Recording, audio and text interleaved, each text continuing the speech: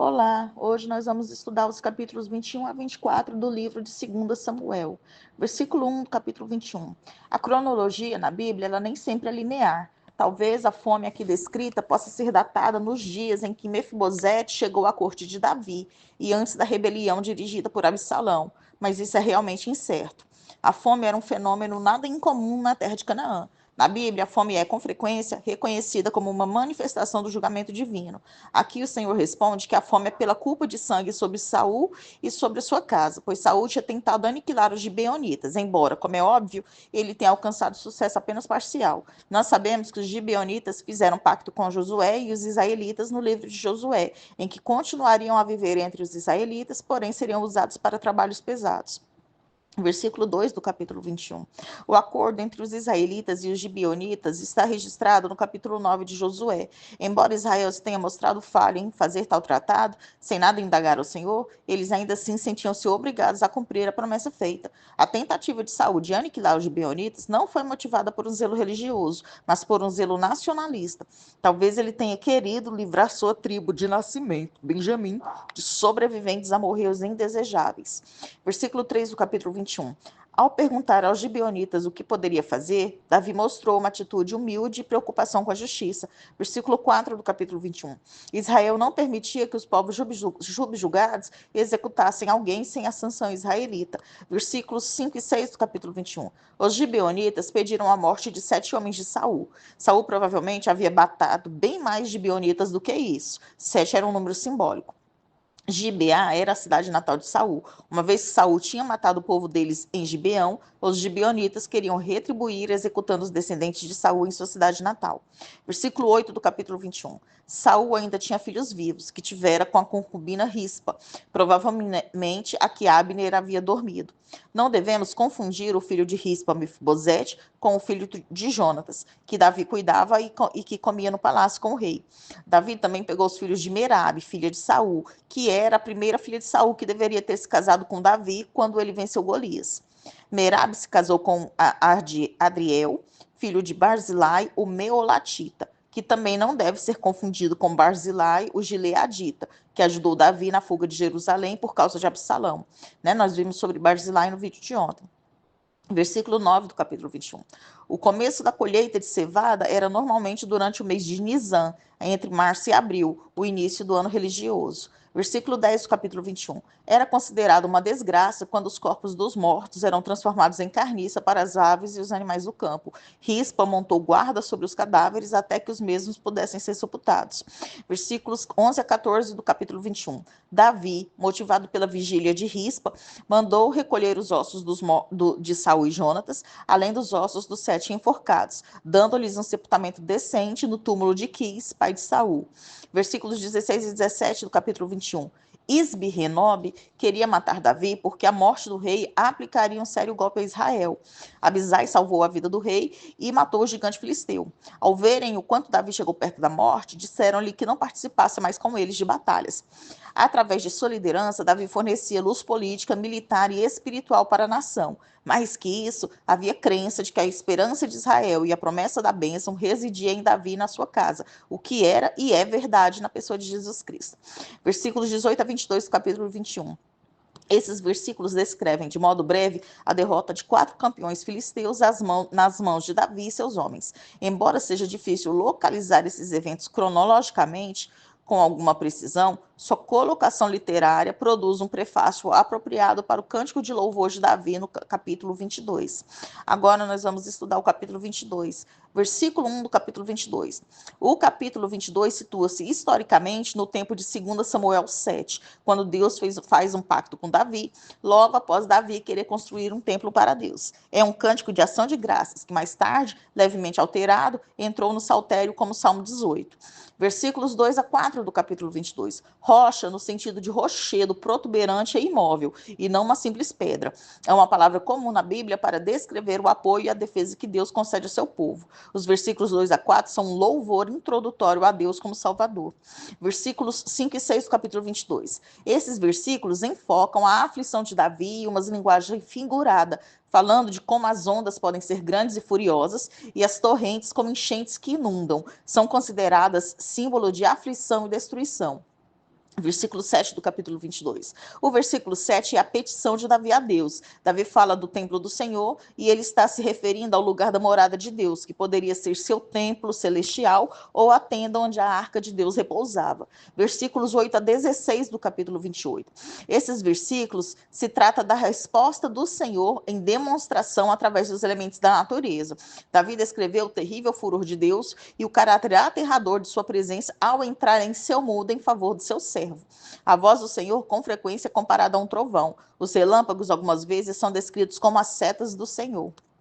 Versículos 17 a 20 do capítulo 22. Nesses versículos encontra-se o livramento pessoal de Davi. Os inimigos de Davi eram fortes para ele, mas não para o Senhor. Deus era o repouso de Davi, de modo que o rei podia se apoiar nele em tempos de aflição. O alívio é descrito como ser levado para um lugar espaçoso. Versículos 21 a 25 do capítulo 22.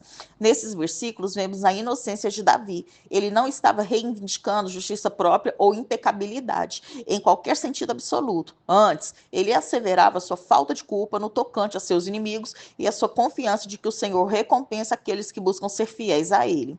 Versículos 26 a 30 do capítulo 22.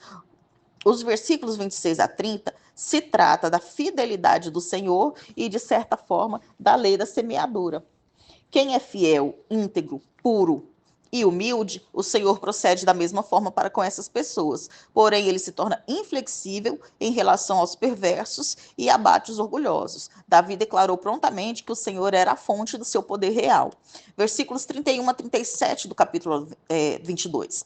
Os versículos 31 a 37 fazem referência ao livramento do Senhor. O Senhor é um escudo, ou seja, é proteção para os que nele confiam. Só o Senhor é Deus, só o Senhor é a rocha. A corça que Davi descreveu possui um andar seguro no terreno acidentado. Versículos 38 a 46 do capítulo 22. As vitórias resultantes de Davi são referenciadas nestes versículos. Davi obteve vitórias esmagadoras com a ajuda de Deus e sua soberania se estendeu às nações. Venceu e subjugou, amorreus, os filisteus e amalequitas. E com a ajuda de Deus venceu os muitos perigos que experimentou por causa de Saul e outros israelitas. Versículos 47 a 51 do capítulo 22. Esses versículos concluem o cântico, louvando a Deus como Salvador. Davi celebra o Senhor, afirma que falará do seu amor aos gentios, e após a promessa de dinastia, em 2 Samuel 7, versículos 5 a 16, Davi pode falar com confiança da infalível misericórdia de Deus aos seus descendentes para sempre. Agora nós vamos estudar o capítulo 23, versículo 1 do capítulo 23. Não se deve entender de forma cronológica e literal a informação de que são as últimas palavras de Davi, pois suas palavras ainda aparecem em 1 Reis. A ideia é que seria seu último poema ou sua última declaração pública registrada, ou ainda seu testemunho final a respeito da obra de Deus por intermédio de sua vida. A palavra ungido enfatiza a dedicação de Davi ao serviço de Deus. A expressão Deus de Jacó liga Davi à história dos patriarcas. A obra de Deus em Davi era a continuação da obra que começou com Abraão. Versículo 2 do capítulo 23. As palavras de Davi deveriam ser entendidas não como pretensiosas, mas como descrevendo um senso de admiração por Deus usá-lo para comunicar as suas palavras. Versículos 3 e 4 do capítulo 23. Um governo justo só é possível se viver em correto relacionamento com Deus. Os benefícios de um governo justo são a iluminação, a frutificação e o refrigério. Versículo 5 do capítulo 23. A confiança de Davi repousava não em sua retidão pessoal, mas na aliança eterna que o Deus gracioso estabelecera com ele. Versículos 6 e 7 do capítulo 23. A experiência de Davi tinha ensinado que homens malignos não tinham futuro no plano de Deus, visto não serem úteis e para nada servirem, o seu julgamento, o julgamento do Senhor, certamente virá. Versículo 8 do capítulo 23. Josebe Bassebete provavelmente é Jazobeão, o Acmonita, citado em 1 Crônicas 11, versículo 11. Ele se juntou a Davi em Ziclag, quando Davi estava fugindo de Saul e servia o rei filisteu. principal de 3 se refere ao fato de que os valentes de Davi se dividiam em 3 grupos. Os 2 primeiros tinham 3 soldados cada, e o terceiro grupo tinha 30 pessoas inicialmente, e depois outros foram ajuntando. Versículos 9 e 10 do capítulo 23. Eleazar era do tempo em que Davi matou Golias. Ele mostrou tenacidade quando feriu os filisteus e o Senhor concedeu a vitória. Versículos 11 e 12 do capítulo 23. Sama, ou Samá, era contemporâneo e companheiro de Eleazar. As lentilhas eram uma fonte comum de alimento e os filisteus frequentemente subiam pelos vales de Judá para saquear suprimentos de alimentos. Versículos 13 a 17 do capítulo 23. Isso aconteceu no tempo em que Davi estava escondido de Saul. O feito de bravura dos 3 homens serviu como testemunho de sua devoção a Davi, ao passo que a recusa de Davi em beber a água que for obtida sob o risco de vida dos seus leais seguidores, risco de morte, gente, sob o risco de morte de seus leais seguidores, é uma prova do seu amor por eles.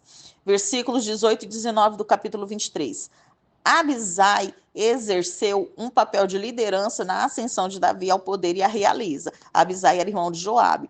Versículos 20 a 23 do capítulo 23. Benaia era um guerreiro bem conhecido. Apesar de sua posição em uma cova e do mau tempo que impedia tanto a sua destreza quanto a sua mobilidade, conseguiu matar um leão. Ele era filho do sacerdote Joiada e mais tarde foi constituído comandante do exército. Benaia serviu a Davi e a Salomão.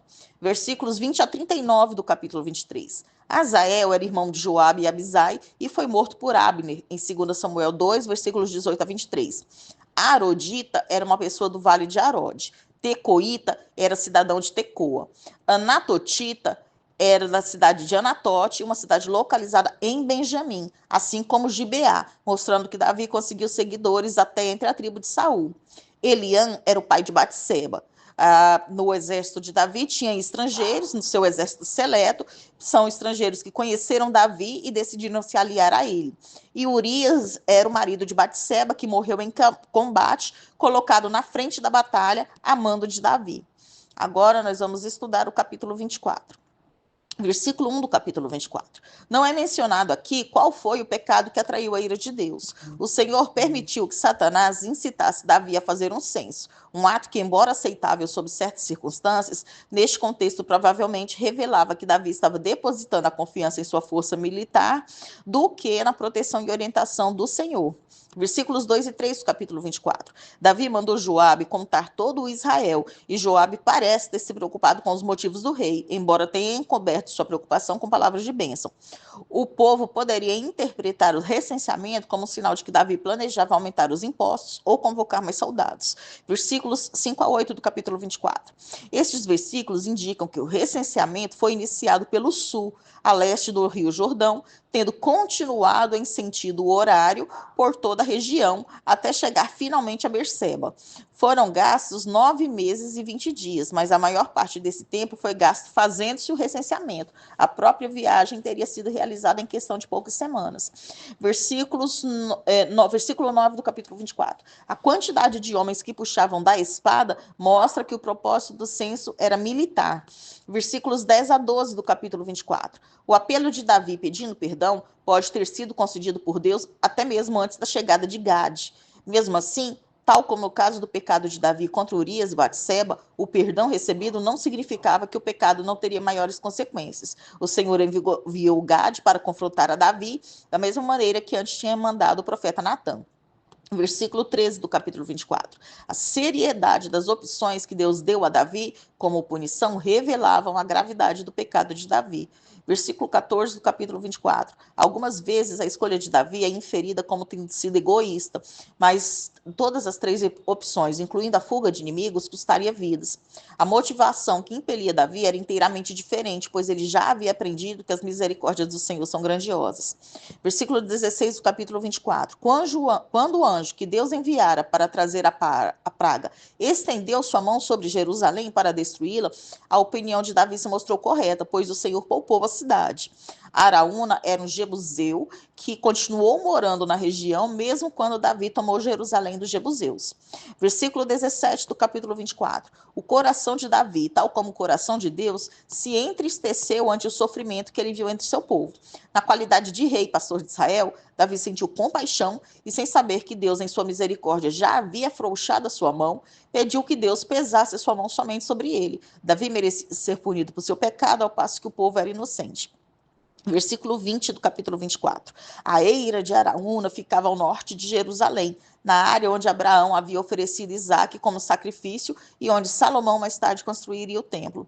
Versículos 22 e 23 do capítulo 24. Araúna fez uma generosa oferta a Davi. Provavelmente sua oferta foi sincera. Além disso, particularmente como estrangeiro, ele não estava em posição de negociar com o rei de Israel. Ou Araúna pode ter esperado que o rei lhe respondesse com um preço. Versículos 24 e 25 do capítulo 24. Davi sabia que todo sacrifício genuíno tinha um preço. Oferecer ofertas ao Senhor que não custassem nada teria sido para o rei um sinal da mais profunda ingratidão. Assim, ele pagou um grande preço pela área pertencente a Araúna e ali ofereceu ofertas queimadas, isto é, holocaustos, que significavam normalmente a dedicação geral do adorador. Ainda ofereceu ofertas pacíficas expressando gratidão. Então, nós terminamos aqui o estudo não apenas dos capítulos de 22 a 24, 21 a 24 do livro de 2 Samuel, bem como nós encerramos o livro de 2 Samuel.